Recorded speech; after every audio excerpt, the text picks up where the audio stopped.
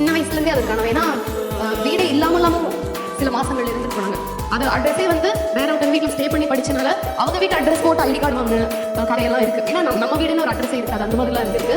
நமக்கு வந்து நல்ல வாடகை வீடு கிடைச்சிட்டா சூப்பர்ன்ற நிலைமை தாண்டி இன்னைக்கு நம்மளோட பூமியில் நம்ம இருக்கோம், கீழேருந்து வானம் வரைக்கும் இது நம்மளோட இடம் அப்படின்னு நினச்ச ஒரு வீடு கிடையாது. ரொம்ப சந்தோஷம். அதுவுமே பிரபாவமே அப்படிதான். அவங்களுமே சின்ன வயசு நிறைய கனவுகளோட இருந்து அவங்க வீட்டில் வந்து எதுவும் வரைஞ்சு வச்சிருந்தாங்க, நம்ம லேண்ட் அப்படின்னு வரைஞ்சு வச்ச பேப்பர் அடிக்கடி பார்த்து நம்ம இங்கே போயிடுவோம்ல நினைச்சு அது கைவிட்டு போயிடுச்சு அவங்களுக்கு. அவங்களுக்கும் அது ட்ரீம். ஸோ 2 பேருமே சேர்ந்து சிறுக சேர்த்து அதுக்காக நிறைய கஷ்டங்கள் பட்டு அதுக்காக நிறைய விமர்சனங்களையும் தாண்டி பரவாயில்ல நம்ம ஜெயிக்கிறோம் ஃபேஸ் பண்ணி கடைசியாக ஜெயிச்சு நீங்கள் நின்றுப்போம். நேற்று தான் கிரகப்பிரவேசம் முடிச்சோம். நேற்று நைட் அந்த வீட்டு தூங்கியே ஆகணும்னு சொன்னாங்க. தூங்கிட்டு இன்னைக்கு காலையில் அப்படியே ஷோக்காங்க.